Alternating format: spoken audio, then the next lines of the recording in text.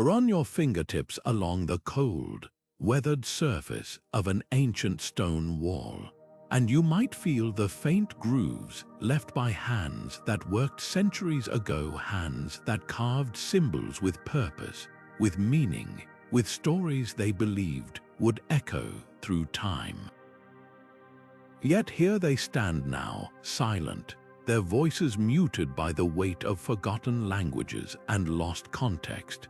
These are not just scratches in rock, they are messages from another world, fragments of lives and beliefs that once thrived but now exist only as riddles etched in stone. Today, we're stepping into the shadows of history to uncover 26 of these forgotten inscriptions, each one a mystery that defies translation, each one a whisper from the past that refuses to be fully understood. What is it about these untranslatable carvings that captures our imagination so deeply? Perhaps it's the way they challenge us, how they taunt historians and linguists with their stubborn secrecy, how they resist even the most advanced tools of modern decipherment. Some were meant to be seen but not read, coded messages hidden in plain sight by medieval masons, monks, or rebels. Others may have been prayers, curses, or even jokes, their meanings now locked away by time. Think of the Voynich manuscript, that infamous book of unreadable script. Though not carved in stone, it shares the same tantalizing frustration. These inscriptions are its silent cousins, scattered across walls and ruins, waiting for someone to crack their code. By the end of this journey, you'll encounter symbols that blur the line between art and language, between sacred ritual and everyday life. You'll see how a Norse warrior's boast inside a tomb can sit beside a monk's hidden doodle, how a love letter carved into a pilgrim's path can share space with what might be an alchemist's secret formula. These silent voices are more than just historical curiosities. They're reminders of how much we've lost and how much we still have left to discover.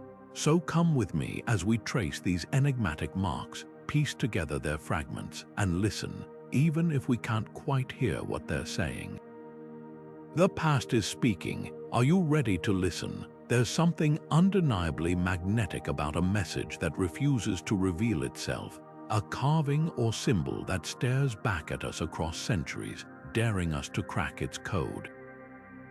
Untranslatable inscriptions aren't just linguistic dead ends. They're cultural time capsules, preserving fragments of worlds we can't fully reconstruct. Take the medieval masons who chiseled cryptic designs into cathedral walls. Were they leaving signatures, jokes, or hidden protests against the very institutions they built? Without their voices, we're left guessing. Then there are the monks who scribbled marginalia in illuminated manuscripts, blending sacred text with personal symbols, some devotional, others defiantly obscure. These carvings exist in a liminal space between art and language, where a single mark could be a prayer, a curse, or a private joke lost to time. Consider the Voynich manuscript, that infamous book of botanical illustrations and undeciphered script. While it's not etched in stone, its mystery mirrors the enigma of these wall inscriptions. Both challenge us with the same question: why go to such lengths to create something meant to endure, yet deliberately obscure? Some inscriptions were likely meant for select audiences, initiates of a religious sect, members of a guild, or rebels communicating under the radar. Others might have been experimental, the work of individuals playing with form and meaning, unaware their doodles would one day baffle scholars. And then there are those that simply suffer the cruel fate of linguistic extinction, their languages dying out without leaving behind a Rosetta Stone to bridge the gap. What's fascinating is how these inscriptions resist categorization. A single mark on a castle wall might be a knight's idol carving one moment, a political statement the next. A series of symbols in a remote chapel could be a farmer's tally or a heretical creed. Without context, even the most straightforward glyph can become a riddle. That ambiguity is what makes them so compelling. They force us to confront the limits of our knowledge. For every inscription we decode, dozens remain stubbornly silent, reminding us that history isn't a puzzle to be solved, but a conversation we're only partly hearing. And that's the real allure. These inscriptions aren't just about the past. They're about us, our curiosity, our frustration, our refusal to let stories fade. Every time a historian pores over a worn carving or an amateur enthusiast snaps a photo to share online, we're keeping these voices alive, even if we can't yet understand them. The next time you pass an old stone wall, look closer. You might just find a whisper waiting to be heard. The Rosetta Stone was a gift to historians, a single slab of rock that cracked open the secrets of an entire civilization. But medieval inscriptions rarely offer such neat solutions. Unlike the carefully carved proclamations of pharaohs, these markings were often fleeting, personal, or even rebellious. Picture a weary traveler scratching a prayer into the plaster of a roadside chapel, or a soldier leaving his initials on a castle wall before riding into battle.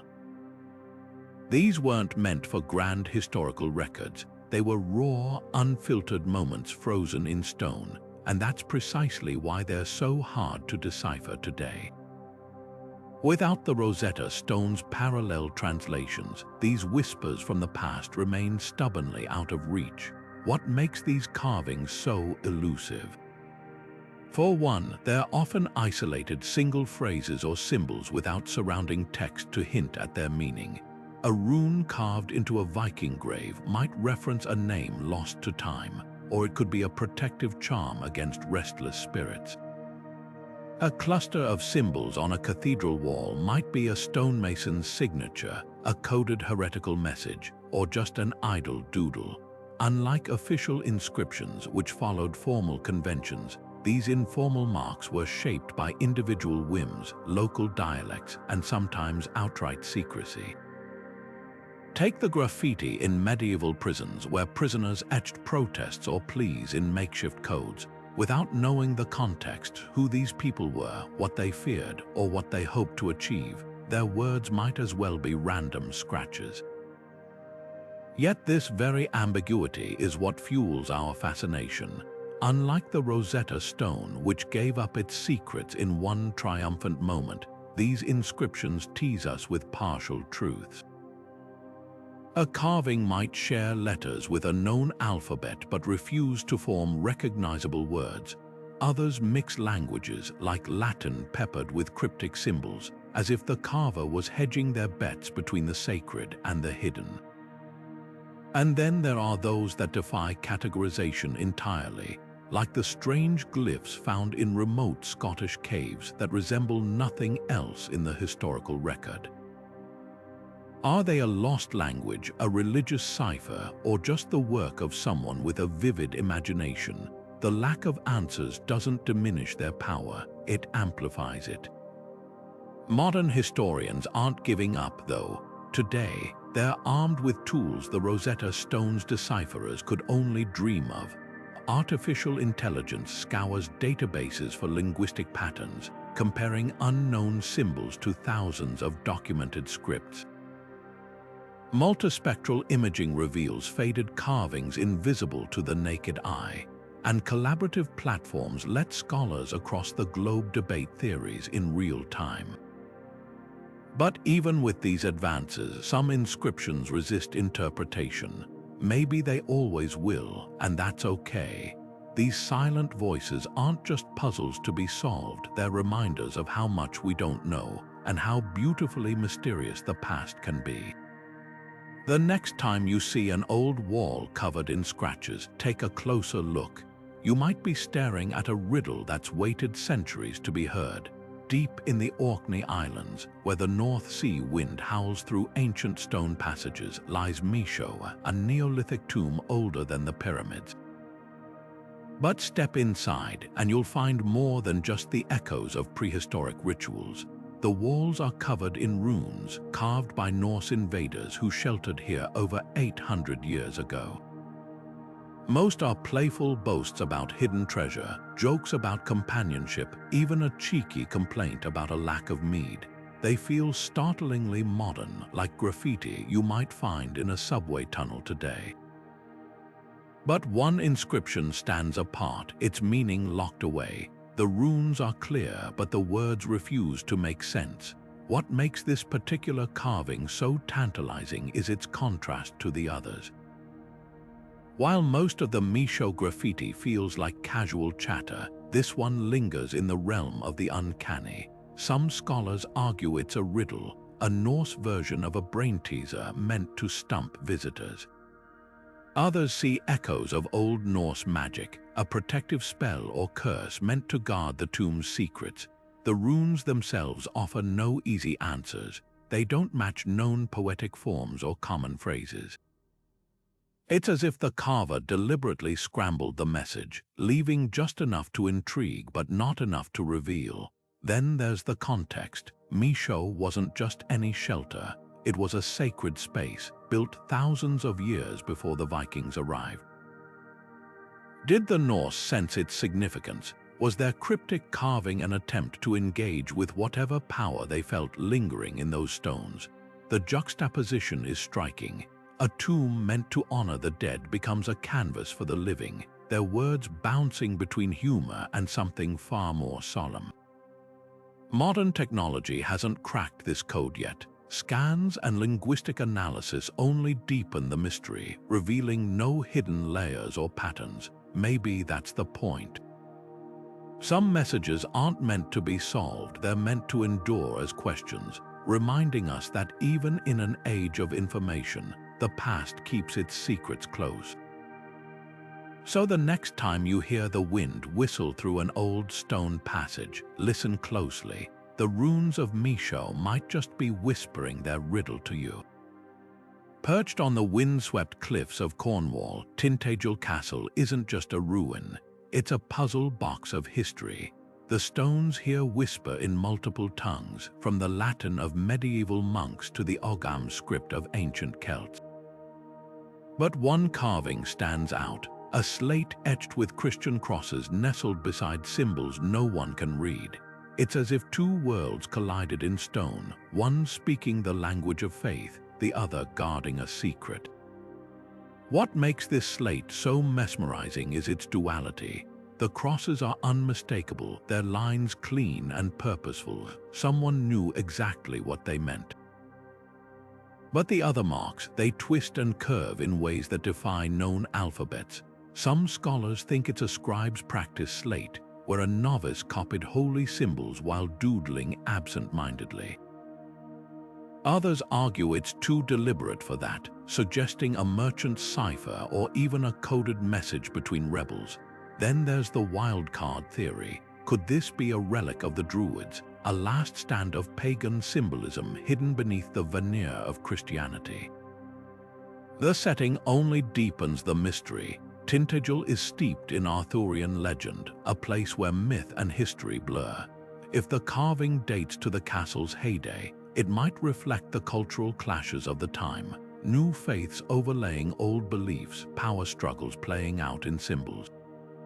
Or perhaps it's something simpler, a traveler's memento, a prayer mixed with personal shorthand. Without more context, every theory feels plausible, yet none quite fit. Modern technology hasn't unlocked this cipher yet. Scans reveal no hidden layers, and linguistic databases turn up no matches. Maybe that's the point. Some messages weren't meant for everyone. They were meant for those who knew how to listen. So the next time you walk through an ancient ruin, watch the walls. You might just find a conversation frozen in stone, waiting for the right ears to hear it. Tucked away in a narrow Prague alley, where the cobblestones echo with centuries of footsteps, there's a wall that doesn't belong to the ordinary world. Its surface is a tapestry of alchemical symbols, circles, serpents, celestial bodies woven together with Hebrew letters that glint like secrets in the dim light. This isn't just graffiti, it's a relic from a time when science and spirituality were inseparable, when the quest to turn lead into gold was as much about enlightenment as it was about chemistry. Some who stand before it swear it's a coded recipe for the philosopher's stone, the legendary substance said to grant eternal life. Others see the hand of a Kabbalist, etching divine names into the stone as a prayer or protection. But the truth, it's as elusive as the alchemists themselves. What makes this wall so captivating is the way it mirrors the intellectual chaos of medieval Prague. The city was a crossroads of ideas where Jewish mystics, Christian scholars, and alchemical experimenters collided. The symbols here aren't just random, they're a dialogue. The alchemical Ouroboros, a serpent eating its own tail, sits beside Hebrew letters that might spell out the name of an angel. Is this a map to hidden knowledge or a warning to the uninitiated? The blend of traditions suggests something deeper, a moment when science wasn't cold calculation, but a sacred act. Alchemists didn't just seek to transform metals, they sought to transform themselves to unlock the divine spark within. Yet the wall resists easy interpretation. The Hebrew letters don't form coherent words, and the alchemical symbols deviate from known manuscripts. Some argue it's a palimpsest, layers of meaning scraped away and rewritten over time. Others think it's a collaborative work, a visual debate between thinkers who spoke different languages but shared the same hunger for understanding. Even the wall's location hints at secrecy tucked in an alley, not on a grand cathedral or university, as if meant only for those who knew where to look. Modern scholars have tried to crack its code. Spectral imaging reveals faint traces of older markings beneath the visible ones, suggesting revisions or corrections. Linguistic analysis of the Hebrew letters offers no clear answers. They might be abbreviations, acronyms, or even deliberate misdirections. The wall remains a riddle, a testament to an era when knowledge was dangerous, and those who pursued it often spoke in riddles to protect themselves. Today, it stands as a silent witness to the bold, messy, and profoundly human pursuit of truth, one that refuses to surrender its secrets, even to the relentless curiosity of the present. Nestled in the rolling hills of Herefordshire, Kilpeck Church stands as a masterpiece of medieval stonework, its walls alive with carved faces, mythical beasts, and scenes so vivid they seem to breathe. But amid this riot of imagery, one small inscription hides in plain sight, a quiet rebel against interpretation. It begins with familiar Latin letters before dissolving into shapes that mimic writing but refuse to form words. Is it a stonemason's cheeky signature, a secret code among artisans, or something far more ominous? The charm of Kilpeck's mystery lies in its contradictions. The church itself is a celebration of creativity, its famous grotesques ranging from comical to unsettling. A Sheila Noggig grins beside serpentine dragons, all carved with astonishing vitality.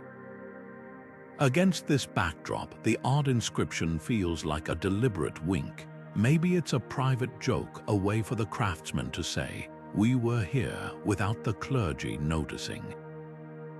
After all, medieval artisans often slipped personal marks into sacred spaces, like shadow signatures beneath the saints. But there's another possibility. What if it's a protective charm or even a curse? Some inscriptions were meant to ward off evil, their power lying in the very act of being unreadable, a verbal lock only the divine could pick. What's fascinating is how the pseudo-letters toy with expectation. They're just close enough to real alphabets to tease the eye, blending Latin curves with invented strokes. This wasn't carelessness, it was craftsmanship. The carver knew their letters, which makes the deviation all the more intentional. Could it be a cipher known only to a guild, a way to mark territory or claim credit without rivals catching on. Or perhaps it's a nod to older traditions, a folk symbol repurposed for a Christian world. Kilpeck sits in a region steeped in Celtic history, where the line between pagan and Christian imagery was often blurred. Modern attempts to decipher it have hit dead ends. Linguists have compared the shapes to every known medieval script, from insular minuscule to Merovingian shorthand, but no match fits. Even high-resolution scans reveal no hidden layers, just the confident strokes of someone who carved with purpose. Maybe that's the lesson here. Not every mark was meant for future translation. Some were just for the moment, a fleeting conversation between the carver and the stone. So next time you visit an ancient church, don't just look up at the grand arches. Glance at the corners, the edges, the places where the artisans might have left their quiet, coded laughter in the rock. High on a rocky outcrop in the French Pyrenees, where the ruins of Montsegur Castle stand like a broken crown, the wind carries whispers of heresy, treasure, and doom. Scattered among the scrub and stone are carvings that refuse to tell their story, simple marks at first glance. But to those who know the history of this place, they pulse with unresolved mystery. Some claim these stones point to the Holy Grail, hidden by Cathar faithful before the fortress fell. Others insist they're boundary markers from a long-forgotten land dispute, practical scratches turned mystical by time. But the most chilling theory, that they're the last defiant symbols of a persecuted people, etched in secret as the flames of the Inquisition licked at their heels. Montsegur was the final stronghold of the Cathars, a Christian sect deemed heretical by the medieval church. When the castle fell in 1244, over 200 Cathars were burned alive rather than renounce their faith. It's against this backdrop of tragedy that the stones take on their eerie resonance. The carvings themselves are deceptively plain geometric patterns, crude crosses, sequences of dots, but their simplicity belies their power. Unlike the grand inscriptions of kings or the meticulous scripts of monks, these marks feel urgent, almost furtive. Were they messages between hunted believers? Maps to hidden relics, or perhaps protective sigils carved in a desperate bid for divine intervention? The Grail theory clings stubbornly to local legend.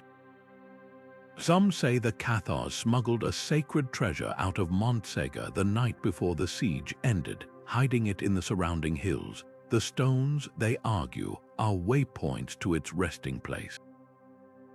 Yet historians counter that the markings align with medieval property records, their mystical aura a later invention. Then there's the third camp, folklorists who see echoes of pre-Christian symbolism in the patterns, suggesting the Cathars, or even earlier inhabitants blended old and new beliefs into a private language. What's undeniable is the emotional weight these stones carry. They're not just artifacts, they're mute witnesses to one of medieval Europe's darkest chapters. Modern technology could likely date them, even analyze their tool marks, but something stops us. Maybe it's respect for the dead, or maybe it's the unspoken understanding that some mysteries are more potent when left unsolved.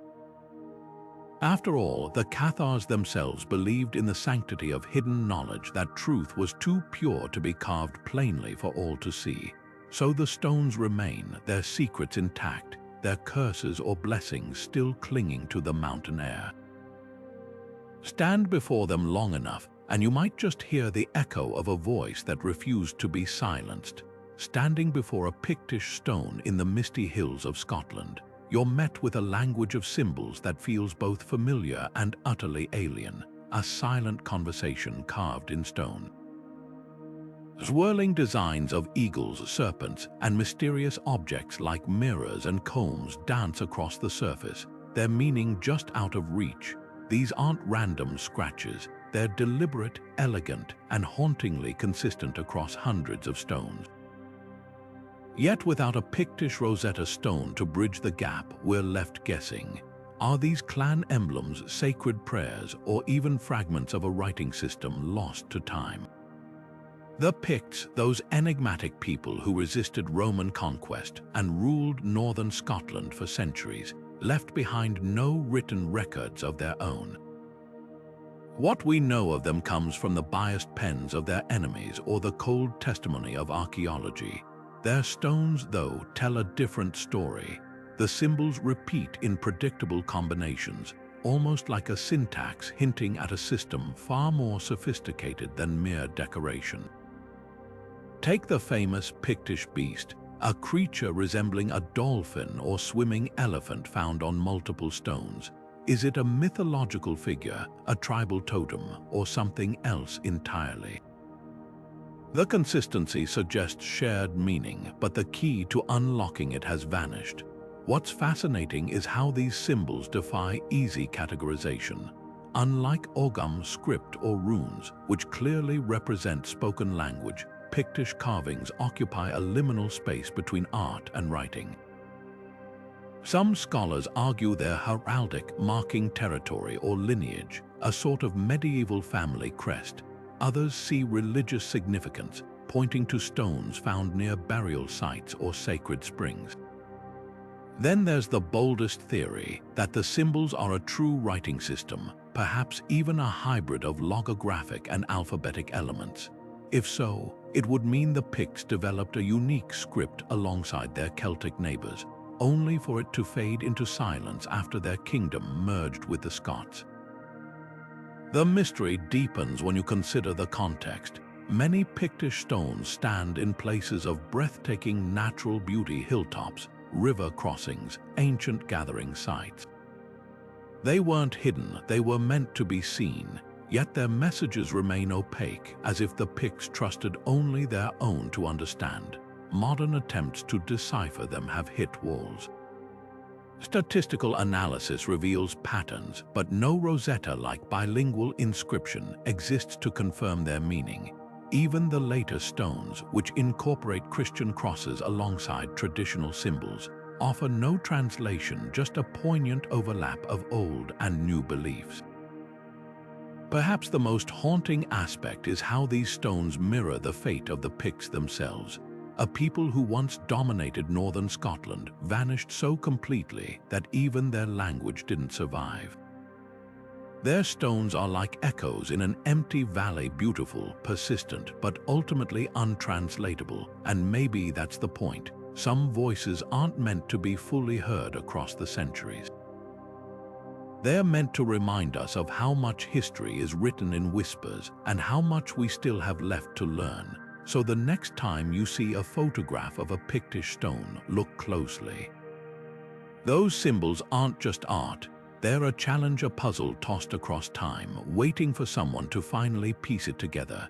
Deep in the shadowy recesses of Wokey hole caves, where the river axe has sculpted the limestone into twisting passageways over millennia, the walls tell a story, but not all of it is written in a language we understand. Among the countless scratches and symbols left by medieval visitors, one cluster stands apart. At first glance, they resemble the typical witch marks found throughout Britain, apotropaic symbols carved to ward off evil spirits. But look closer, and these lines refuse to conform. They twist into shapes that match no known protective pattern, leaving historians to wonder, was this a charm gone wrong, or a message meant to be hidden in plain sight? The caves of Wokey Hole have long been a magnet for superstition. Local legends speak of a witch turned to stone by a monk's curse, her petrified form still lurking in the darkest chamber. It's no surprise, then, that visitors over the centuries would etch protective marks into the walls, circles, crosses, and intricate mesh designs meant to trap malevolent forces. These weren't idle doodles, they were acts of spiritual defense, a way to mark territory against the unseen. But the anomalous cluster defies this logic. The lines intersect at odd angles, forming neither recognizable symbols nor coherent patterns. Some theories suggest it's a botched attempt at replication, a traveler copying a mark they didn't fully understand. Others argue it's deliberate, a cipher or private sigil meant to convey something beyond the reach of common superstition. What makes this mystery so compelling is the context. Wokey Hole wasn't just a tourist attraction, it was a liminal space where the boundaries between the natural and supernatural blurred. The caves served as shelters, hideouts, and even makeshift chapels over the centuries. Could these strange carvings be the work of someone fleeing persecution, leaving a coded plea for help, or perhaps a lone mystic, experimenting with symbols of power beyond the church's approval? The absence of any parallel markings in the historical record only deepens the intrigue. Unlike the well-documented witch marks of churches and homes, this anomaly stands alone, a rogue thread in the tapestry of medieval folk magic. Modern archaeologists have tried to crack the code. Laser scans reveal the depth and precision of the carvings, suggesting they weren't made in haste. Spectral imaging shows no underlying sketches, every stroke was intentional. Yet no amount of technology can divine the carver's intent. That's the heart of the puzzle. In an era when belief in the supernatural was woven into daily life, where did superstition end and secrecy begin? The line between the two was often as thin as the blade that carved these marks. Standing before them today, it's hard not to feel the weight of that ambiguity. These lines weren't just meant to repel evil. They were a conversation with the unknown, a flicker of human defiance against the dark. Whether they failed or succeeded, we'll never know. But their very existence whispers a truth about the past, that fear and courage often wore the same face, and sometimes the most powerful spells were the ones no one else could read. Amid the soaring arches and kaleidoscopic stained glass of Chartres Cathedral, where every inch seems to proclaim the glory of God, there's a whisper of something far more human. Tucked away in a shadowed corner, almost invisible among the grandeur, is a tiny carving that defies explanation, a cluster of odd shapes that look like neither saints nor angels. Some visitors pass it without a glance, but those who pause find themselves staring into a mystery. Is it a coded message left by the Knights Templar, a secret society rumored to have influenced the cathedral's construction, or perhaps the signature of a stonemason, bored or rebellious, leaving his mark where only fellow craftsmen would notice? What makes this carving so compelling is its sheer audacity. Chartres is a monument to divine order, its symmetry and symbolism meticulously planned to lift the soul toward heaven. Yet here in the margins sits something playful, even subversive. The shapes don't match the cathedral's decorative motifs, no fleur-de-lis or biblical scenes. Instead, they resemble tools or geometric puzzles, a stark contrast to the sacred imagery surrounding them. This duality is classic medieval craftsmanship, the solemn and the sly coexisting in stone. Stonemasons, though anonymous in most histories, were the rock stars of their day, their skills so prized they could bend the rules. Guilds guarded their techniques fiercely, sometimes encoding knowledge in symbols to keep outsiders at bay. Could this carving be an inside joke or a test of skill for apprentices? Then there's the Templar theory. The order's alleged ties to Chartres have fueled speculation for centuries.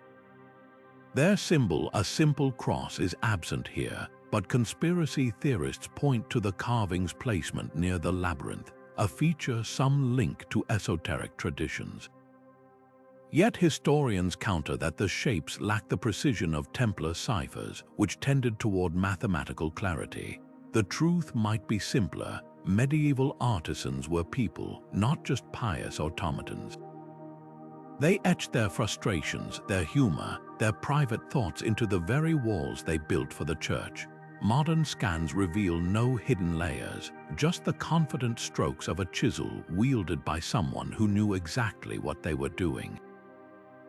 That's the real magic here, in a space designed to humble humanity before the divine. This tiny, enigmatic mark insists on something else, the irreverent, ingenious spirit of the hands that built it. So the next time you walk through a cathedral, don't just look up at the vaulted ceilings. Glance at the corners, the cracks, the places where the stones themselves might be winking at you. On the windswept island of Gotland, where the Baltic Sea crashes against Sweden's eastern shore, a runestone stands as both monument and riddle. Carved with the stark elegance of Viking craftsmanship, its text begins predictably enough, a commemoration of fallen warriors, a saga of battle etched in stone for posterity. But then, abruptly, the familiar runes give way to something else. The final stanza twists into phrases that refuse to resolve into Old Norse, as if the carver's hand slipped from history into mystery. Is this the lyrical flourish of a skald's farewell, or something far older, a fragment of pagan incantation clinging to the edges of a Christianizing world? The stone's power lies in its duality. Most Viking runestones follow a formula: who died, how they died, who raised the stone in their honor. They're practical, almost transactional, a way to ensure the dead were remembered and the living gained status. But this one, it breaks the mold. The untranslated section doesn't match known poetic meters or religious invocations. Its rhythm is off, its structure alien. Some scholars argue it's a corrupted version of a death song, a poetic genre where the deceased speaks from beyond the grave. Others hear echoes of Seidr, the Norse magical tradition, suggesting the carver wove a spell into the stone to guard the fallen or curse their enemies. Then there's the question of audience. Runestones were public declarations, meant to be seen and read. So why include words no one could understand? Perhaps the answer lies in the twilight of Viking Age beliefs. By the time this stone was carved, likely the 11th century Christianity was tightening its grip on Scandinavia. Old gods and new saints clashed in the cultural imagination. The carver might have been hedging their bets, honoring Christian conventions while sneaking a pagan charm into the margins. Or maybe the words weren't meant for human ears at all. Some inscriptions were addressed to the runes themselves, believed to hold innate power. Say the right combination, and the stone became more than a marker, it became a vessel. Modern attempts to decipher the stanza have only deepened its enigma. Linguistic analysis reveals possible loanwords from Finnish or Sami languages, hinting at cross-cultural exchanges lost to time. Spectral imaging shows no signs of later tampering. Every stroke is original, intentional, yet the meaning dances just out of reach like a half-remembered melody. That's the haunting beauty of this runestone. It's not just a relic of the past, it's a conversation starter, a challenge flung across centuries. The Vikings were masters of both the pragmatic and the poetic. And here, in the space between what we can read and what we can't, they remind us that some stories were never meant to be fully told. So the next time you see a runestone, don't just look at the words, listen for the silence between them. That's where the real magic hides. In the heart of Tuscany, where the red rooftops of Lucca spiral around its ancient Roman streets, the city's cathedral holds a secret beneath the feet of unsuspecting visitors. Embedded in the stone floor near the entrance, a labyrinth unfolds, not the towering hedges of garden mazes, but a flat, circular path of worn stone, its grooves smoothed by centuries of tracing fingers and shuffling feet. At its center, a scrambled Latin inscription curls like a riddle waiting to be unraveled. Pilgrims once walked this path as a substitute for the arduous journey to Jerusalem, their fingers following the turns as a meditation on life's twists and faith's uncertainties. But the words at its heart don't match any known prayer or scripture. Instead, they twist into a jumble of letters that refuse to reveal their meaning, a whisper of something older, something lost. What makes this labyrinth so haunting isn't just its cryptic text. but the way it defies its own tradition. Medieval labyrinths were meant to be orderly, their single winding path symbolizing the soul's journey toward God.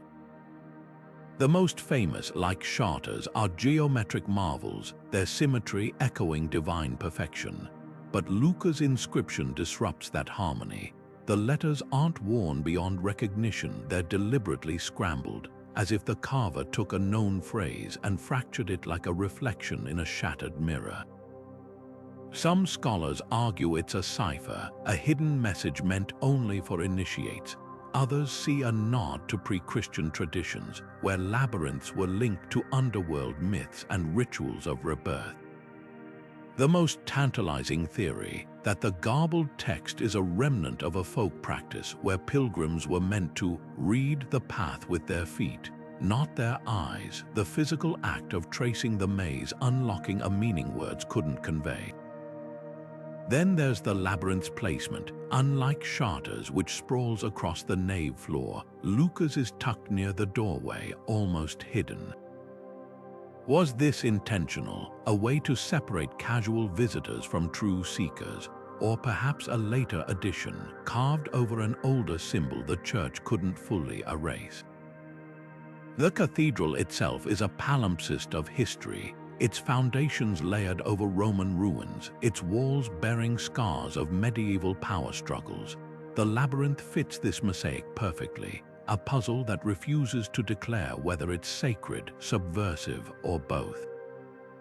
Modern attempts to decode the inscription have only deepened its mystery. Linguists have tried rearranging the letters, searching for anagrams of common Latin phrases, but no combination yields clarity. Infrared scans reveal no hidden layers beneath the stone, just the steady erosion of countless footsteps. Maybe that's the key. Some messages aren't meant to be read, they're meant to be experienced. The labyrinth's power lies in its ambiguity, in the way it invites each walker to project their own meaning onto its turns. Stand there long enough, and you might just hear the echo of 1,000 whispered prayers, none alike, all converging in the silence at its center. High atop the volcanic pinnacle of Lapai en Velay, where pilgrims have climbed for over 1,000 years to kneel before the revered Black Madonna, there's a secret hiding in plain sight. Beneath the statue's serene gaze, the base is etched with symbols that shouldn't be there, sharp, angular characters resembling Coptic script, a writing system tied to early Egyptian Christianity.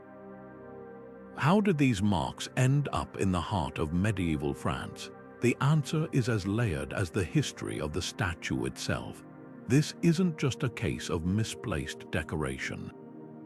The Black Madonna of Lapai is already an anomaly, her dark wood visage echoing ancient mother goddess traditions long predating Christianity. Some believe she was carved from a pagan cult object, repurposed to ease the transition to the new faith. The Coptic-like symbols deepen the mystery.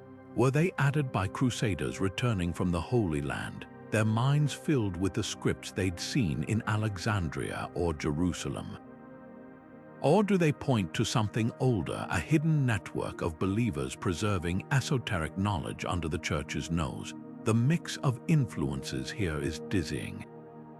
Coptic Christianity flourished in Egypt centuries before Lapai's cathedral was built, its language a direct descendant of the pharaoh's tongue. Finding echoes of it here is like discovering a fragment of hieroglyphs in a Gothic chapel. Then there's the question of intent. The symbols aren't haphazard, they're carefully grouped, almost like a signature or an invocation. Yet they don't form readable words, at least not in any Coptic dialect scholars recognize.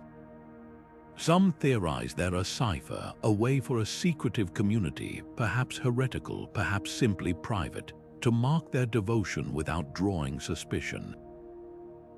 Others suggest a more practical explanation, a stonemason's attempt to replicate exotic script seen on relics brought back by pilgrims, a medieval version of foreign lettering used for decoration rather than meaning.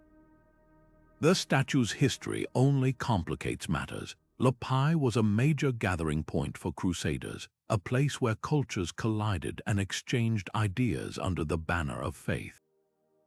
Could these carvings be the work of a Coptic Christian who traveled west, leaving a piece of home behind, or evidence of a lost tradition that once stretched across the Mediterranean? The Virgin's dark complexion, unusual in French iconography, has long fueled speculation about her origins. Now, these cryptic symbols add another piece to the puzzle, one that refuses to fit neatly into any historical narrative. Modern technology has done little to clarify the enigma. High-resolution scans confirm the symbols were carved in the medieval period, not added later, but their tools can't decipher intent.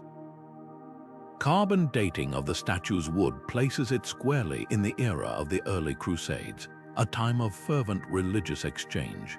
Yet without a Rosetta Stone to bridge the gap between Coptic and medieval French context, the inscription remains a silent testament to the tangled web of faith, migration, and secrecy that shaped Europe's spiritual landscape. Standing before the Black Madonna today, it's hard not to feel the weight of that ambiguity. Her symbols aren't just marks on stone, they're a collision of worlds, a reminder that history is rarely as simple as the stories we tell. Whether prayer, cipher, or accidental artifact, they whisper the same truth. Some journeys, like some inscriptions, were never meant to end with easy answers. Deep within the thick stone walls of Carcassonne's medieval prison, where the air still feels heavy with centuries of despair, a single phrase scratches its way into history, then vanishes into the unknown. The walls here are a patchwork of desperation, names, dates, crude drawings, and pleas for freedom etched by generations of prisoners left to rot in the dark. Most are heartbreakingly clear, a tally of days spent in chains, a prayer for deliverance, even a sketched gallows mocking the jailers. But one inscription refuses to play by the rules. Wedged between cries for justice, a cluster of characters stands apart, their shapes alien to every known medieval script. No scholar has matched them to any language, living or dead. Was this a prisoner's secret code, shared only with fellow rebels, or the last trace of a dialect spoken by a community erased by time? What makes this mark so haunting is its isolation. Unlike the Pictish stones with their recurring symbols or the runes of Micho with their cultural context, this carving floats in a sea of familiar anguish without a single parallel. The letters, if they are letters, don't resemble Occitan, the regional language of southern France. They're not Latin, nor any cipher used by heretics or mercenaries documented in the area. Some historians suggest it could be a argot, a thieves' cant developed among prisoners to communicate under the guards' noses. Others propose something darker, a lone speaker of a minority tongue, perhaps a captured foreign soldier or an itinerant trader, leaving behind the only testament to a language no one else would ever understand. The setting amplifies the mystery. Carcassonne's prison wasn't just any dungeon. It was a holding place for Cathars after the Albigensian Crusade, for rebels during the 100 Years' War, for nameless souls caught in the gears of feudal justice. Whoever carved this phrase did so in a place designed to break spirits and erase identities. That defiance alone gives the marks weight. They're not just a linguistic puzzle, they're an act of resistance. In a world where the powerful controlled the written word, this was someone's way of saying, "I existed, even if you'll never know my name." Modern attempts to decode it have hit walls. Computational linguists have run the symbols through algorithms comparing them to thousands of scripts, from Iberian shorthand to Byzantine merchant codes. Nothing fits. Infrared scans reveal no hidden layers, just the raw, jagged strokes of a tool dragged across stone with deliberate force. Perhaps that's the point. Some messages weren't meant to be read by the oppressors. They were meant to endure as a middle finger to oblivion. Standing before that wall today, you can almost feel the carver's presence, not as a historical abstraction, but as a human being who refused to be silenced. The phrase may never be translated, but its purpose is clear: to outlast the hands that wrote it, the walls that confined it, and the centuries that tried to bury it. In that sense, it's the purest of all the silent voices, a shout into the void that still echoes back. In the hallowed pages of the Lindisfarne Gospels, where gold leaf and lapis lazuli dance across vellum in a symphony of medieval devotion, there's a whisper of rebellion tucked between the lines. Amid the intricate interlacing of Celtic knots and the solemn Latin script, a lone symbol hides in the margins, an odd, angular mark that doesn't belong. It's not a saint's halo or a biblical creature, but something altogether stranger. At first glance, it could be dismissed as a scribe's idle doodle, the medieval equivalent of daydreaming during a long sermon. But look closer and the questions begin. Why this shape? Why here? The Lindisfarne Gospels are no ordinary manuscript. Created around the year 700 on a windswept island off England's northeast coast, they're a masterpiece of insular art, blending Celtic, Anglo-Saxon, and Christian traditions into something luminous and wholly unique. Every stroke of ink was an act of worship, every color a prayer. So when an anomaly like this appears, it's impossible to ignore. The symbol itself defies easy categorization, a geometric form that echoes neither the manuscript's decorative motifs nor the shorthand used by scribes for corrections. Some scholars argue it's a prank, a moment of levity from a monk exhausted by years of painstaking labor. Others see a subtle act of defiance, a private commentary on the texted borders. Then there's the tantalizing third possibility, that it's a coded message. Monastic communities were hotbeds of intellectual exchange, but also of secrecy. Marginalia often served as covert channels for dissent or inside jokes among the literate elite. A symbol like this might have been a sly nod to a fellow brother, a reference to an inside story, or a hidden critique of the church's growing power. After all, Lindisfarne was no stranger to upheaval. The monastery would later be sacked by Vikings, its treasures scattered. Could this mark be a quiet protest against the very institution the Gospels were meant to glorify? Modern technology has only deepened the intrigue. Multispectral imaging reveals no traces of erasure beneath the symbol. It was placed there intentionally, with the same ink used for the sacred text. Yet no parallel has been found in contemporaneous manuscripts. It stands alone, a rogue thread in the tapestry of medieval art. Perhaps that's the point. Even in a space as tightly controlled as a scriptorium, human creativity and subversion found ways to seep through. The next time you see an illuminated manuscript, don't just admire the gold.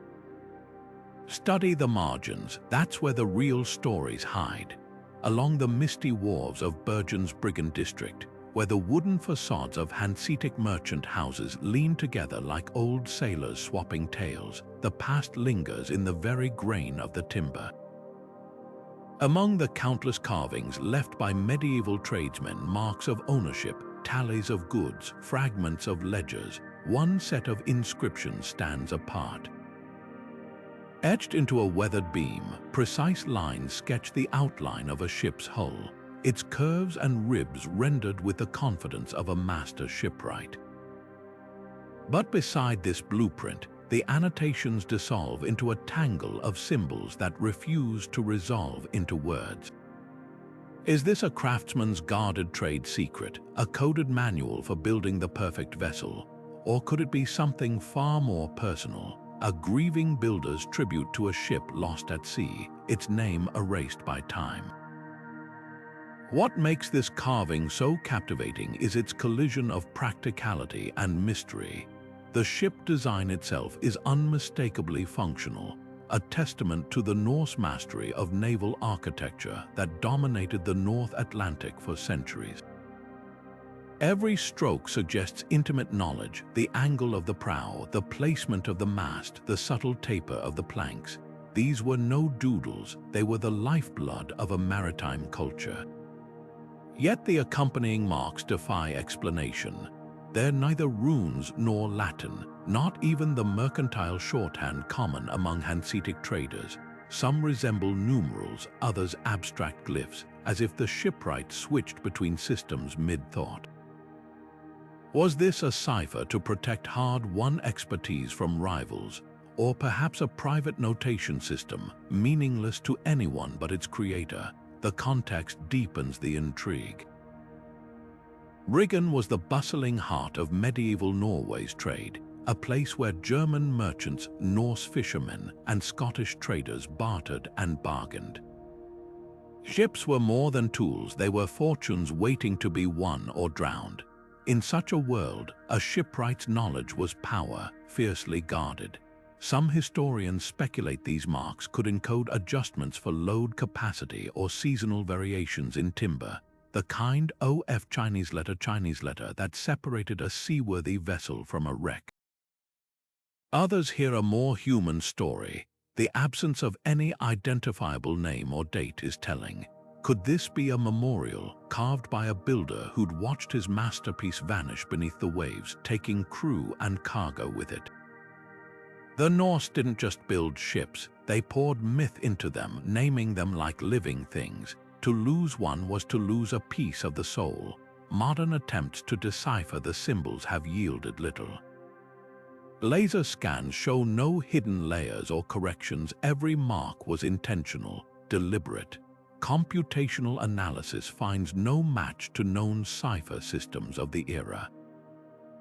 Even the ship's design, while skilled, offers no clues. It's a generic Nordic trader, common as seagulls in Bergen. Perhaps that's the point. Some secrets weren't meant to outlast their keepers. What remains is the ghost of a conversation between craftsman and craft, a language of wood and wave that we'll never fully understand. Standing before that beam today, you can almost smell the salt and hear the creak of ropes. The shipwright's voice may be silent, but their hand still speaks in the confident arc of a hull, in the stubborn mystery of marks that refuse to confess their meaning. It's a reminder that history isn't just made by kings and battles. Sometimes it's etched into a scrap of timber by someone who knew the sea like a lover and took their secrets to the grave. In the smoldering aftermath of the Albigensian Crusade, when the very air of Béziers still carried the acrid scent of burnt heresy, a single stone refused to forget. Tucked into the wall of a ruined house, its surface bears symbols that echo the forbidden faith of the Cathar's geometric crosses, spiraling motifs, and patterns that mirror the sect's secret manuscripts. Yet, unlike the grand carvings of victorious kings or the sanctioned saints of the church, these marks are furtive, almost trembling. They speak in a language that died with the people who carved them, a final act of defiance against an empire determined to erase them from history. The Cathars, those pacifist duelists who dared to challenge Rome's authority, were hunted to extinction in the early 13th century. When Crusaders stormed Béziers in 1209, the massacre was so thorough that chroniclers chillingly recorded, "Kill them all, God will know his own." In this context, the stone is nothing short of a miracle. Its symbols aren't the bold proclamations of a living faith, but the whispered remnants of one already condemned. Some resemble the Cathar crosses, found in hidden caves, simple, equal-armed designs that rejected the ornate crucifixes of the church. Others are more enigmatic, looping into shapes that might represent the sect's belief in celestial gates or the duality of spirit and matter.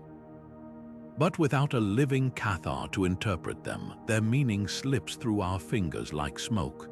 What's haunting is the stone's sheer improbability. After the Crusade, the Inquisition scoured Languedoc for any trace of heresy, burning books, dismantling altars, and rewriting history. That this carving survived suggests it was hidden in plain sight, perhaps passed off as a mason's mark or a folk charm. Or maybe it was a deliberate act of resistance, a believer's final testament knowing full well it might never be understood. The symbols cluster together as if clinging for comfort, their lines shallow and uneven, as though carved quickly by someone glancing over their shoulder. Modern scholars face a paradox. The more they study the stone, the more it resists categorization. X-rays reveal no hidden layers. The carvings were made in one desperate session.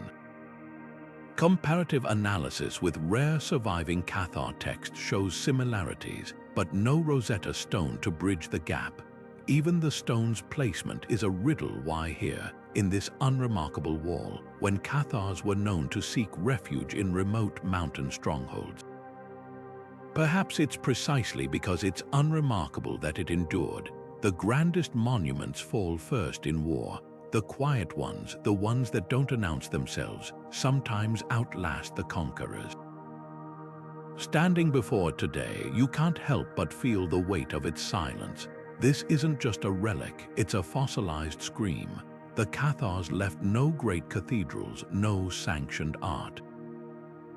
Their voices survive only in the cracks of history, in stones like this one that refuse to be silenced. It's a reminder that erasure is never total, that even in the face of annihilation, someone will always etch their truth into the world, however faintly. The symbols may never be read, but their existence is their message. We were here, and no fire could burn that away. Among the worn steps of Vézelay's Basilica of St. Mary Magdalene, where medieval pilgrims once knelt to kiss the stones in devotion, a single carving stands apart, not for its grandeur, but for its intimate mystery. Etched into the limestone near the crypt, the inscription begins with a shaky Latin phrase, Amor vincit omnia, love conquers, all before dissolving into a jumble of syllables that defy language itself. Is this the desperate scratch of a lovelorn traveler mixing sacred words with private code, or a prayer that fractured under the weight of time, its meaning lost to erosion and forgetfulness? What makes this carving so poignant is its collision of sacred and deeply personal. Vézelay was no ordinary pilgrimage site. It was a launching point for crusaders, a place where souls sought redemption before marching toward war or salvation. The basilica's walls are layered with centuries of graffiti, from crosses scratched by knights to pleas for safe passage. Yet this one feels different. The Latin is clumsy, the letters uneven, as if carved by someone unpracticed in formal script. Then comes the abrupt shift, a cascade of invented syllables, corina mai lent, a phrase that echoes no known medieval tongue. Some scholars suggest it's a pet name encrypted for privacy, a lover's whisper disguised as nonsense to evade the church's scrutiny. Others hear a half-remembered folk song, its words mangled by distance and longing. The context deepens the enigma. Pilgrimages were often the only chance for medieval men and women to escape their villages, to breathe air untainted by feudal obligations. For some, the road to Vézelay wasn't just a spiritual journey, it was a stolen moment of freedom, a rare opportunity to carve a secret into stone where no one back home would ever see it. Could this be a message to a sweetheart left behind, hidden in the one place her family would never think to look, or perhaps a lament for a love forbidden by class or creed, poured into syllables only the beloved would recognize? Then there's the darker possibility that time itself has warped the message. Medieval pilgrims often recycled phrases from songs, prayers, or even tavern rhymes, stitching them into personal incantations. What now seems like gibberish might once have been a well-known refrain, its meaning clear to anyone who shared the carver's world. The basilica's acoustics could explain the phonetic drift. Imagine a tired traveler murmuring a prayer until the words blurred into something new, then etching that altered version into the stone. Modern technology offers little clarity. Spectral imaging confirms the entire inscription was carved at once, ruling out later additions. Linguistic analysis finds no matches in surviving medieval Romance languages or slang. Even the carving's placement is a riddle tucked beside a statue of Mary Magdalene, the patron saint of redemption and, ironically, misunderstood women. Whether plea, poem, or cipher, its power lies in the unanswered question. In a place built for grand spiritual declarations, this tiny, fractured voice speaks of something quieter and more human, the need to say the unsayable, to leave a mark that says, "I loved," even if no one remembers how. Standing before it today, you can almost feel the carver's presence, not as a historical abstraction, but as a real hand trembling against the stone. The basilica's vaults may echo with chants and hymns, but this whisper beneath them tells another truth. Faith and desire have always been tangled threads in the human heart, and sometimes the most sacred act is carving a secret where only the divine, or the beloved, might hear it. High in the shadowed vaults of Canterbury Cathedral, where the weight of 8 centuries presses down on every stone, a peculiar set of carvings clings to the walls like ancient scars. Most are classic apotropaic marks, those ritual symbols medieval craftsmen carved to ward off evil spirits. You'll find the usual suspects here: interlocking circles to trap demons, zigzagging lines to confuse wandering curses, even the occasional VV for the Virgin Mary's protection. But one mark refuses to fit in. Tucked between the predictable patterns, a cluster of asymmetrical slashes cuts across the stone like a frantic last-minute addition. Was this a mason's slip of the chisel, a moment of distraction in sacred work, or something far more intentional, a symbol meant to be seen but not understood by the uninitiated? What makes this outlier so compelling is the tension it embodies. Apotropaic marks were the medieval equivalent of spiritual alarm systems, their power lying in precise repetition. Deviations weren't just careless, they were dangerous. A botched symbol might fail to repel evil or, worse, attract it. Yet here this anomaly sits, defiantly irregular amidst a sea of perfect geometric wards. Some scholars argue it's evidence of a folk tradition lost to time, a local variant known only to Canterbury's craftsmen. Others detect something darker, a deliberate corruption, perhaps by someone who believed the church's symbols weren't strong enough to hold back whatever lurked in the shadows. Context deepens the mystery. Canterbury wasn't just any cathedral. It was the heart of English Christianity, the site of Thomas Becket's martyrdom, and a magnet for pilgrims seeking miracles. In such a charged space, every mark carried weight. The cathedral's very stones were believed to absorb holiness, making them potent canvases for protective magic. Could this odd carving be a relic of the Becket cult's early days, when fear of sacrilege ran high after the Archbishop's murder?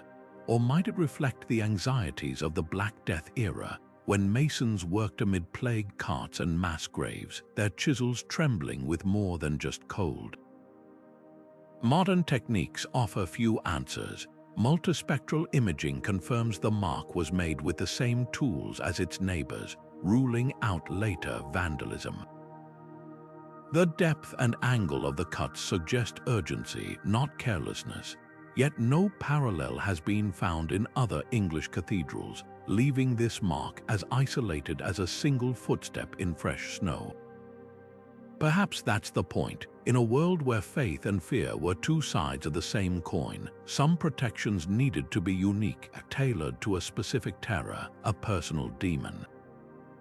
Standing beneath that carving today, you can almost feel the mason's hand hesitate. The other symbols are confident, practiced.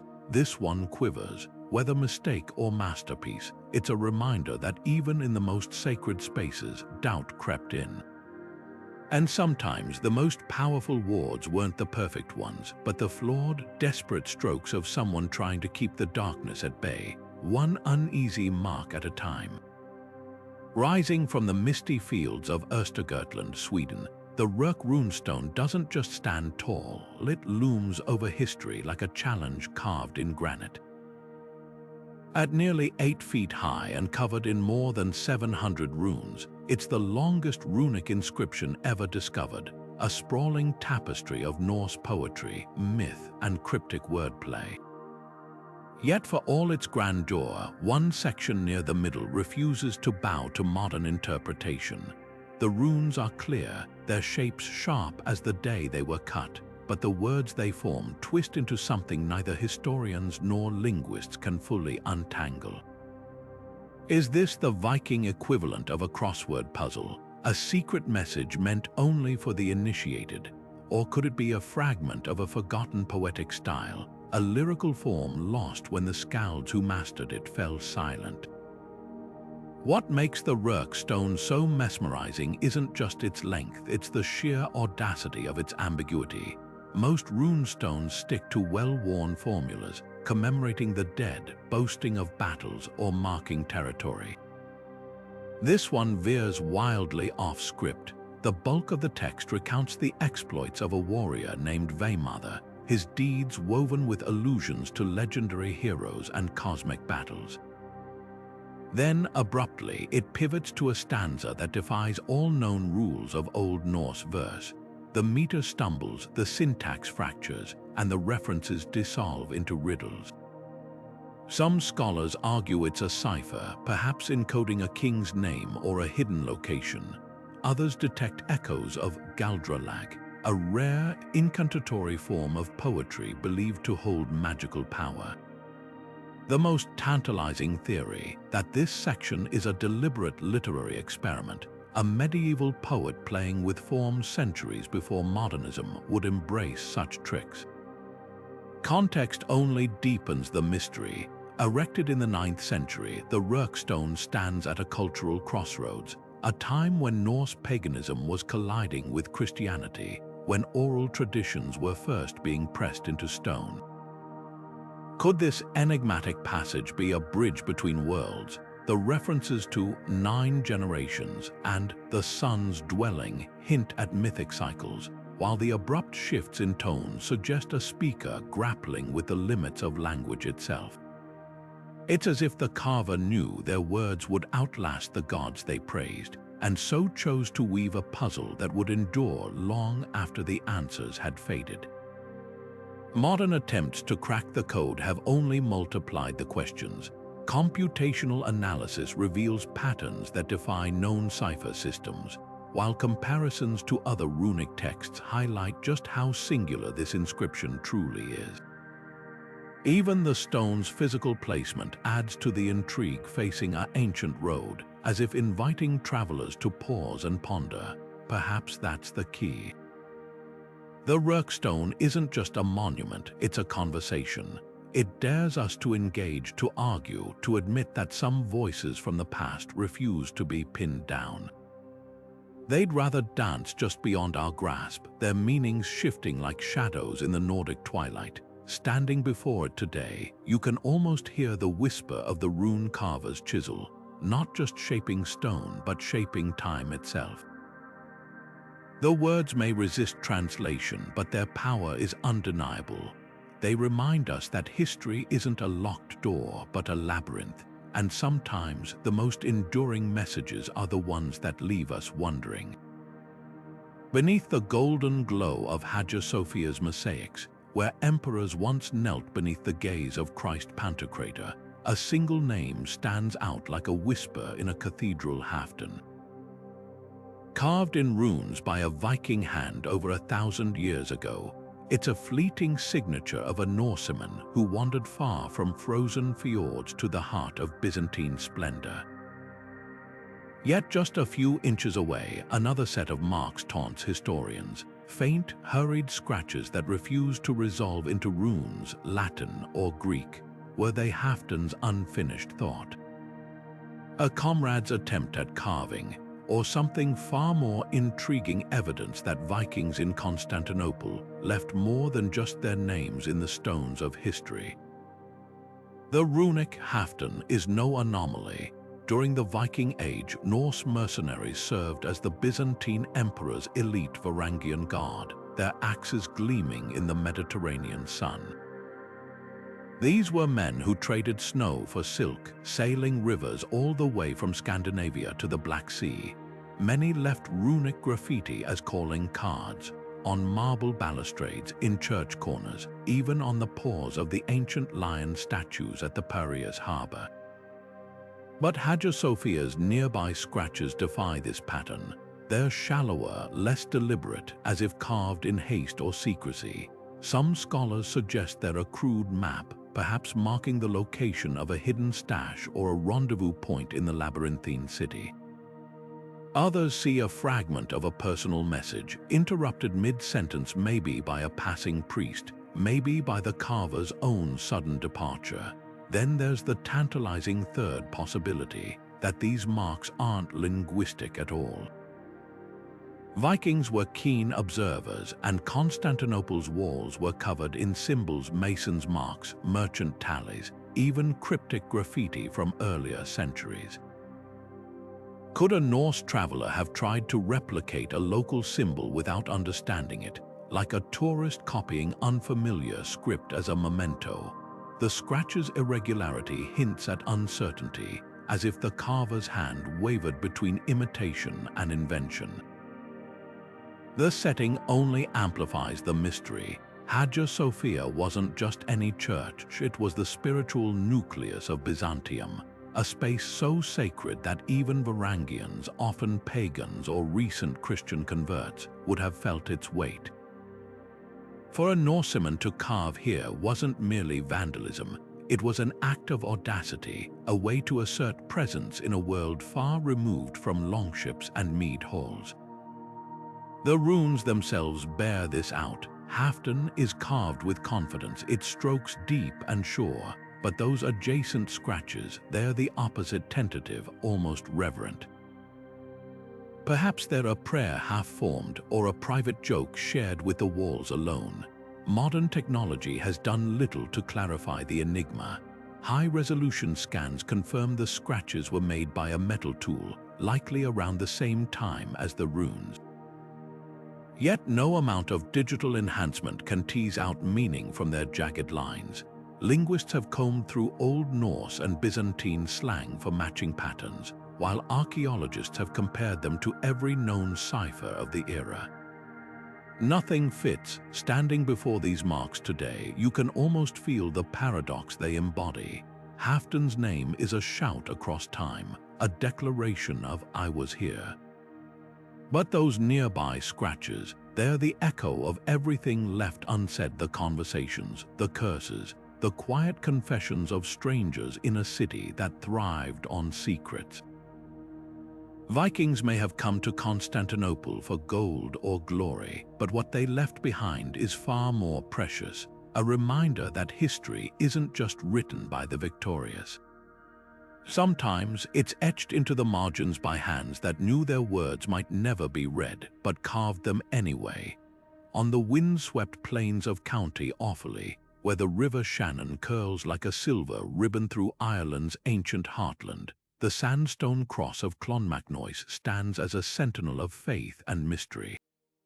Its weathered surface is a tapestry of devotion, intricate Celtic knots, biblical scenes chiseled with reverence, and Ogham script marching along the edges like a whispered prayer. Ogham, the Old Irish tree alphabet, is usually straightforward to decipher, its notches and lines representing consonants and vowels as clearly as any modern text. But here, on this cross, one line of carving breaks the rules. The characters look like Ogham at first glance, straight slashes cutting across a central stem, yet they refuse to correspond to any known letter or sound. It's as if the stone itself decided to speak in a language no one else could understand. The anomaly is as subtle as it is baffling. Unlike the Pictish symbols or Norse cipher runes, which announce their strangeness with bold imagery, this deviation hides in plain sight. To the untrained eye, it blends seamlessly with the surrounding script, Only when you trace each mark do you notice the dissonance, the angles slightly off, the spacing irregular, the sequence too long to be a name or a simple blessing. Some scholars dismiss it as a mason's mistake, a weary hand slipping after hours of painstaking work, but the precision of the other carvings casts doubt on that theory. Clonmacnoise was no backwater. It was a center of learning and artistry where scribes and sculptors labored under the watchful eyes of abbots. A careless error would have been corrected, not left to endure for centuries. Then there's the more tantalizing possibility that this is a deliberate cipher, a message meant only for certain eyes. Medieval Irish monasteries were vaults of secrecy where knowledge was guarded as fiercely as relics. The Book of Kells, with its labyrinthine illustrations, proves how much meaning could be encoded in seemingly decorative strokes. Could this odd line of Ogham be a test for initiates, a way to separate the merely literate from those trusted with deeper mysteries? Some speculate it might encode a saint's name using a lost variant of the script, while others suggest it's a numerical cipher, perhaps marking a hidden cache of manuscripts or relics. The cross's history only thickens the plot. Clonmacnoise thrived during the so-called Golden Age of Irish Christianity, when monks preserved classical knowledge while weaving it into their own vibrant traditions. The site was repeatedly raided by Vikings who prized its sacred objects and its libraries. In such a climate, secrecy wasn't just intellectual, it was survival. A coded inscription could have served as a map, a warning, or even a defiant claim of ownership etched into the very bones of the monastery. Modern attempts to crack the cipher have yielded more frustration than answers. Computer algorithms designed to detect patterns in ancient scripts come up empty, finding no match to Ogham's known variations. Laser scans reveal no erasures or revisions beneath the surface. Every stroke was intentional. Even the stone itself refuses to give clues, the same local sandstone as the rest of the cross, ruling out a later addition. Perhaps the most telling detail is the inscription's placement, tucked between passages of legible Ogham praising saints and kings. It's not hidden, but it doesn't announce itself either, like a single wrong note in a familiar hymn. Standing before the cross today, you can almost feel the carver's presence, not as a careless craftsman, but as someone who knew exactly what they were doing. Whether it's a mistake, a cipher, or something else entirely, this line of unreadable script is a reminder that even in the most sacred spaces, human hands left room for the unexplained. The monks of Clonmacnoise may have devoted their lives to illuminating the divine, but here, in this quiet rebellion of stone, they also left a puzzle that refuses to be solved. Some messages aren't meant for translation. They're meant to endure as questions, humming at the edges of history like a half-remembered tune. High in the Ligurian Alps, where the cobbled streets of Triora cling to steep hillsides like steps carved into the sky, a single window frame tells a story no one can fully read. The village is infamous as the Salem of Italy, a place where, in the late 16th century, panic over famine and misfortune sparked brutal witch trials. But while historians have pored over trial records and torture confessions, one artifact remains stubbornly silent: the weathered stone sill of a window in the old town, its surface scarred with symbols that look neither like protective charms nor Christian crosses. Some spiral like whirlpools, others branch like lightning, strikes utterly unlike the orderly apotropaic marks found in churches. Were these the desperate scratchings of an accused woman awaiting trial, the secret signs of a folk healer practicing band magic, or simply the idle carvings of a mason who never imagined they'd be scrutinized centuries later? The mystery deepens when you consider Triora's unique position in history. Unlike Mass, which hunts elsewhere, which often scapegoated outsiders, Traore's accusations tore through the community itself. Over 30 women were imprisoned, some died under torture, others in their cells. The window's symbols, if they date to that era, would have been carved in a climate of terror, where any unusual mark could be twisted into evidence of heresy. Yet these carvings lack the urgency of hidden pleas. They're deliberate, almost meditative. Local folklore insists they're witches' marks, but scholars note key differences. Traditional protective symbols aim to trap or repel evil, while these seem to flow outward as if reaching for something. Could they be fragments of an older, pre-Christian tradition? Liguria's mountain villages were melting pots of Celtic, Etruscan, and Roman influences, their folk beliefs layered like the strata of the cliffs themselves. Then there's the linguistic angle. Before Italian unification, the Ligurian dialect varied wildly from valley to valley, with some remote communities developing almost private vocabularies. A few historians suggest the symbols might represent a proto-writing system, a way for illiterate peasants to record names, boundaries, or warnings without relying on the church's Latin. Similar marks have been found on shepherds' huts in the region, though none match Traore's precisely. The most tantalizing theory that they're a hybrid of folk magic and practical notation, like a farmer's almanac crossed with a protective spell. Imagine a midwife carving symbols to track moon cycles and births. Her knowledge later condemned as witchcraft when fear gripped the village. Modern technology has done little to settle the debate. Carbon dating is impossible on stone, and the wear patterns suggest centuries of weather rather than deliberate defacement.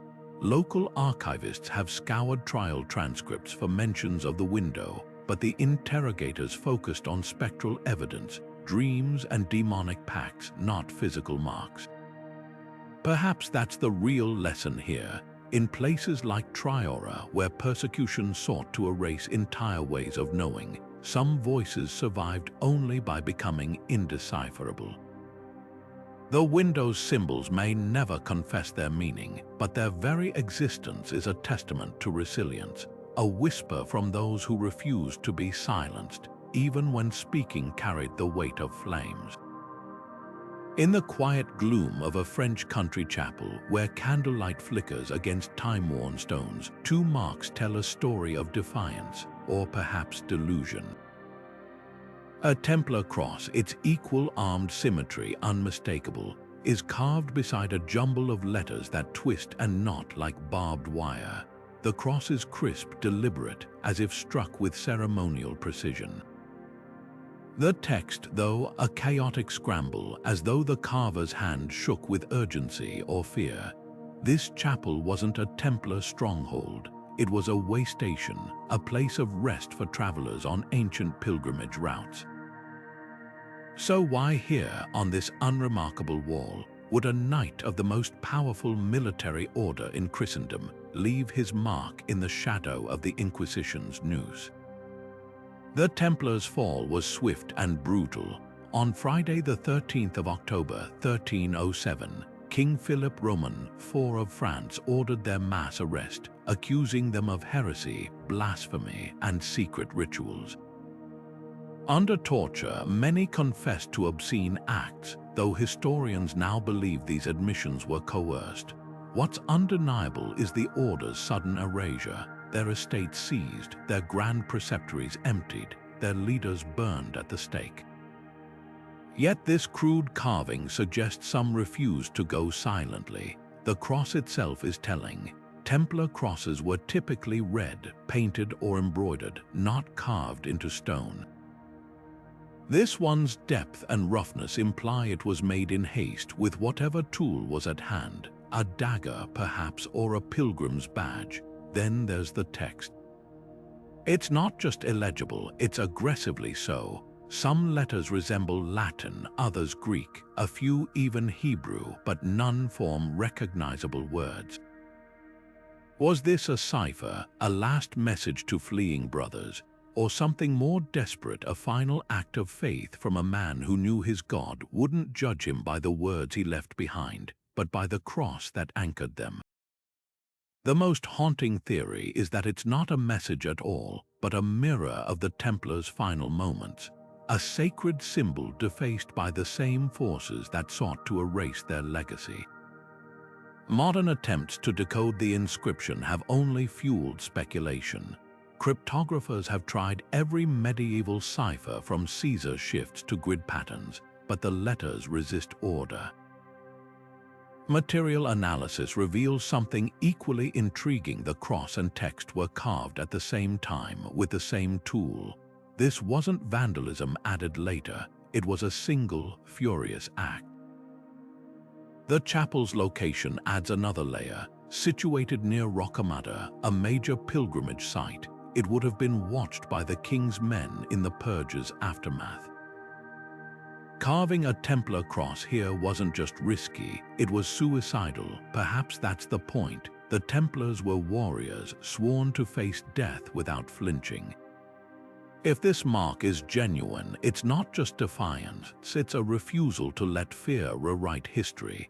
The garbled text might never be read, but the cross needs no translation.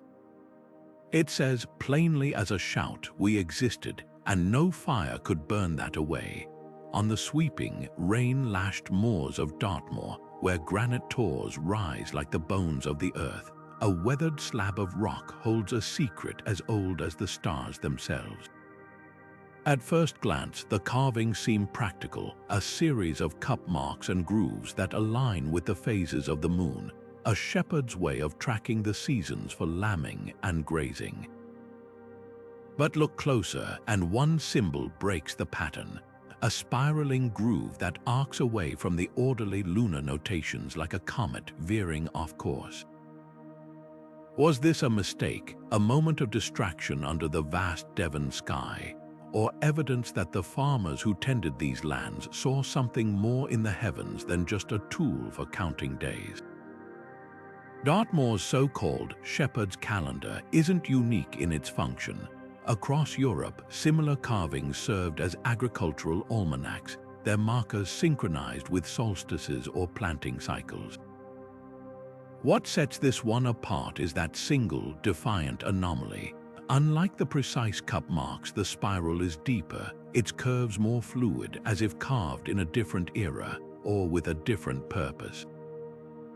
Some archaeologists argue it's a later addition, a medieval traveler's doodle overlaid on a Bronze Age artifact, but the weathering tells another story. The spiral's edges are just as worn as the lunar symbols, suggesting they share the same ancient hand.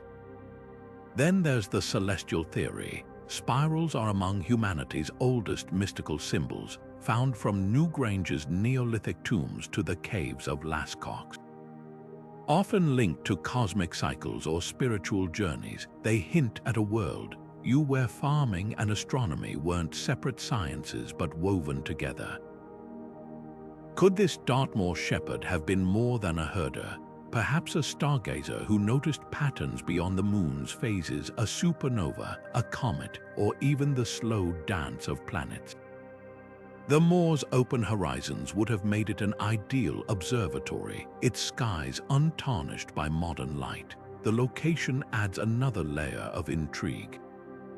The carving sits near a Bronze Age settlement, where remnants of roundhouses and field systems speak of a community deeply tied to the land. Yet it's also close to ritual sites, stone rows, and burial cairns, where the boundary between daily life and the divine blurred. In such a landscape, a spiral might not just mark time but invoke it, a plea or offering to whatever forces governed the seasons. Farmers knew better than anyone how thin the line was between abundance and famine. A single drought could erase a generation's work. Was this symbol a prayer etched in stone, a way to bargain with the unpredictable sky? Modern tools have only deepened the mystery. 3D imaging reveals no hidden markings beneath the spiral, ruling out earlier drafts or corrections. Archaeoastronomers have mapped its alignment, finding no clear match to known celestial events. No eclipse or meteor shower corresponds to its position. Yet its very presence challenges the assumption that prehistoric carvings were purely utilitarian. The shepherd who carved this stone may have needed the moon to tend flocks, but the spiral suggests they also needed something else to reach beyond the practical, to trace the ineffable onto the unyielding rock. Standing before it today, with the wind howling over the moor, the carving feels like a conversation across millennia. The lunar marks say, "Here is how we survived." The spiral whispers, "Here is why we wondered." Together, they remind us that the past was never just about bread and shelter. It was also about looking up at the same stars we do and feeling the same ache to understand what lies beyond the counting of days. In the dim, echoing halls of Rowan's medieval leper hospital, where the air once hung heavy with the scent of herbs and despair, a single word defies translation. The wall bears a prayer in Latin, Deus misera mei, God have mercy on me, a plea as old as faith itself. But nestled between those familiar syllables, one term stands apart, Corbenic. It's not Latin, not Old French, not any dialect recorded in the annals of Norman history. Just 5 letters carved with shaking hands into stone, a linguistic ghost haunting the margins of the sacred. What makes this inscription so haunting isn't just its isolation, it's the raw humanity pulsing through its contradictions.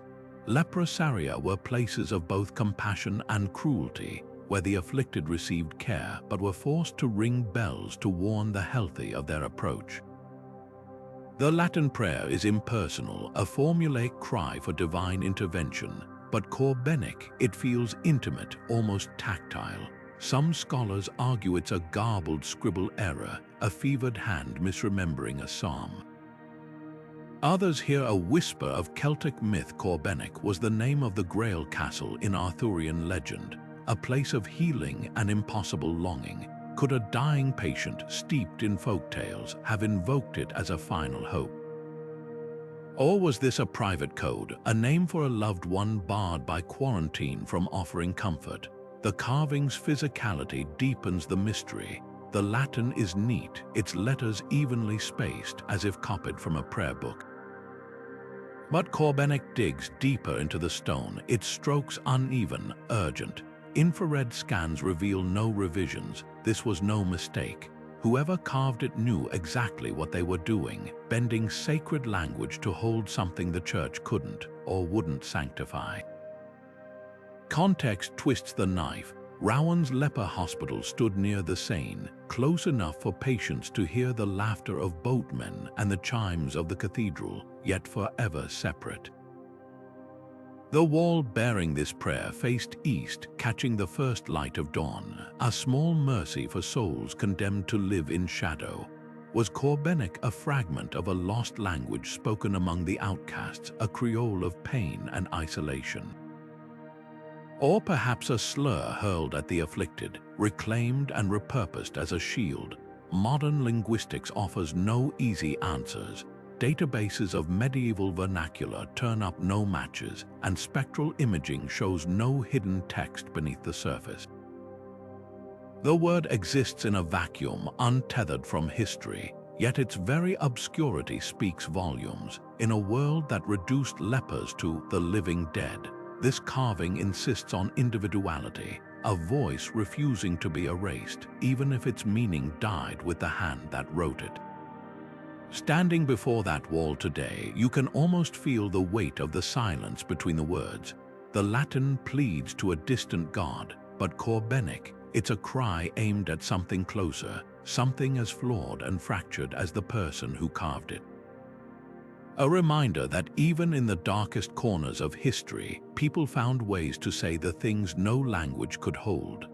On a weathered column in Avignon's grand papal palace, where the echoes of chants and coronations once filled the vaulted halls, a different kind of music lingers etched into stone. Amid the florid carvings of saints and bishops, a series of musical notations intertwine with strange, angular glyphs. as if a troubadour's melody collided with an alchemist's cipher. The notes themselves are recognizable medieval neumes, the ancestors of modern sheet music, but the symbols beside them defy every known system of notation. Was this a wandering minstrel's secret code, a way to smuggle forbidden lyrics past the church's watchful eyes, or the playful experiment of a scribe who dreamed in rhythms and riddles? The setting alone makes this carving extraordinary. Avignon wasn't just any medieval city, it was the seat of the papacy for much of the 14th century, a place where sacred and secular power clashed like cymbals. Troubadours, those poets of courtly love and sometimes scandalous satire, flourished in the region, their songs walking a tightrope between devotion and subversion. Cracking a coded message into the palace walls would have been an act of audacity, a musical whisper just bold enough to skirt detection. The glyphs might mark a hidden protest, a lover's name, or even directions to a clandestine meeting place. After all, minstrels were the information brokers of their day, carrying news and gossip as deftly as they strummed lutes. Yet there's another possibility, one that turns the mystery inward. The notations cluster near the palace's old scriptorium, where monks and scribes labored over illuminated manuscripts. Could this be a music theorist's private shorthand, an attempt to bridge the gap between the mathematical precision of sacred chant and the untamed creativity of folk melodies? Medieval musicians often grappled with how to notate the flourishes and improvisations that defined their art.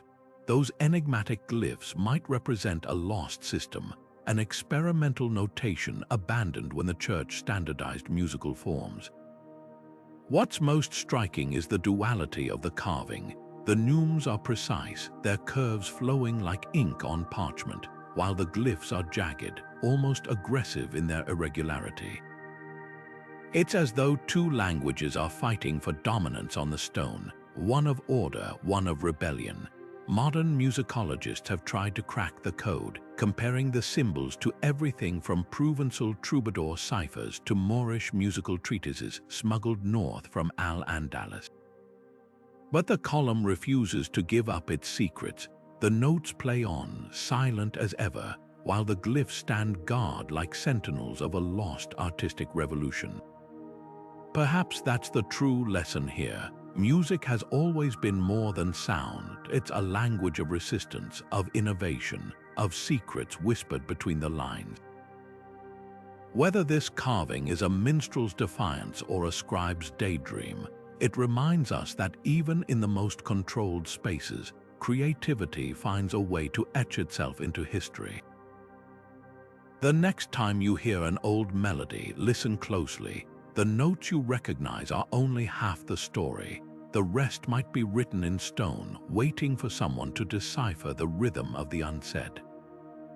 On the cliffs above Whitby's restless North Sea, where the ruins of St. Mary's Abbey stand like broken teeth against the sky, a single stone whispers a name no one can pronounce. Carved in angular, confident strokes, the letters resemble Old English runes at first glance, but they refuse to resolve into any known word from any known tongue. Was this the mark of a Viking traveler blending Norse and Anglian scripts, the prayer of a 7th century monk writing in a dialect lost to time, or something stranger still, a name from a language that died with its last speaker, leaving only this cryptic signature as proof it ever existed? Whitby's history makes the stone's mystery even richer. The abbey was founded in the year 657 by King Oswiu of Northumbria, a crossroads of Celtic, Anglo-Saxon, and Norse influences. Pilgrims flocked here for centuries, their footsteps wearing grooves into the stone stairs that still lead to the clifftop ruins. The name's carving style offers tantalizing clues. Its letters share traits with both the runic alphabet used by early Anglo-Saxons and the insular script of Irish monks who missionized these shores. Yet it fits neatly into neither. as if the carver deliberately hybridized traditions or wrote in a pidgin tongue born of cultural collision. Some scholars argue it could be a rare example of Cumbric, the Brythonic language spoken by Britons displaced by Anglo-Saxon expansion, a linguistic fossil preserved in stone long after the living language faded. Then there's the human story behind the marks. Names were sacred in medieval thought, believed to hold power over the bearer. To carve one was an act of permanence, a way to say, I mattered. Yet this name floats free of context, no family lineage, no prayer, no boast of deeds, just a lone word stranded in time. The stone's placement deepens the intrigue.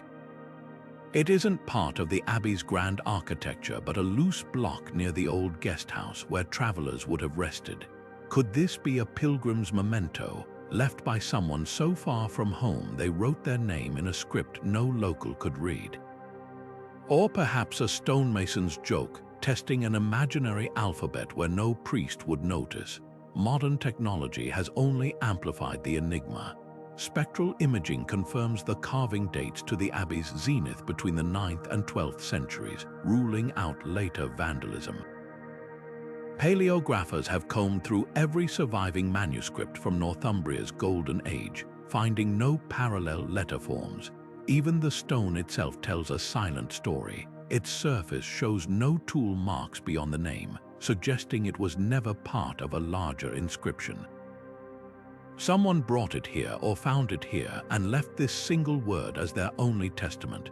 Standing before it today, with the wind howling through the ruins, the stone feels like a mirror held up to history's gaps. We know so much about Whitby, its synods, its saints, its role in shaping English Christianity, yet this one stubborn name refuses to fit the narrative. It's a reminder that history isn't just the stories that survive. It's also the silences, the lost syllables, the voices that slipped through the cracks of memory. The next time you visit an ancient site, run your fingers over the stones. You might just touch a word that outlasted its own meaning. These silent voices from the past, etched into stone, hidden in margins, carved where no one thought to look, are more than just historical curiosities. They're reminders that history isn't a single story, but a chorus of whispers, some clear, some fractured, all equally human. Think of the Viking in Constantinople who scratched his name beside symbols we can't read, or the leper in Rouen who left a word that died with them. These aren't footnotes, they're proof that behind every grand cathedral, every royal decree, there were countless ordinary lives leaving their own marks in ways we're still struggling to decipher. What makes these inscriptions so haunting isn't just their mystery, it's their stubborn humanity. The playful doodle in the Lindisfarne Gospels, the frantic cipher in Carcassonne's prison, the alchemist's fevered symbols in Prague. They all defy the stereotype of the medieval world as some dark, monolithic age. Instead, they show us individuals as vivid and varied as people today, joking, grieving, rebelling, loving, that shepherd on Dartmoor tracking the moon. They might have also gazed at the stars and wondered.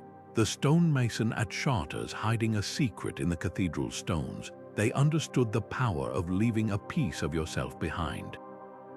And that's the real magic here. These carvings weren't meant for us. They were private acts, a prayer, a boast, a plea that somehow outlasted empires. The irony is beautiful. The grand monuments built to endure often crumbled, while these tiny, fleeting marks survived, maybe because they were never meant to be monuments at all. They were just people talking to the walls, to God, to the future, not knowing if anyone would ever listen. Technology may one day crack their codes. AI could reconstruct lost languages, or some forgotten manuscript might surface with the key we need. But part of me hopes some mysteries stay unresolved. There's poetry in the gaps, in knowing that no matter how much we learn, the past will always hold secrets. It keeps history alive, not as a locked vault of answers, but as an endless conversation. So the next time you pass an old wall, a weathered step, a tree scored with initials, pause for a second. You're not just looking at scratches, you're standing at the edge of 1,000 untold stories. And who knows, maybe your own mark, your own words, will one day be the enigma that makes someone centuries from now stop, wonder, and listen. If you've ever spotted a strange symbol or carving, tell us in the comments. Your photo might be the clue that unlocks someone else's mystery. And don't forget to subscribe. History's shadows are deep, and we've only just begun to explore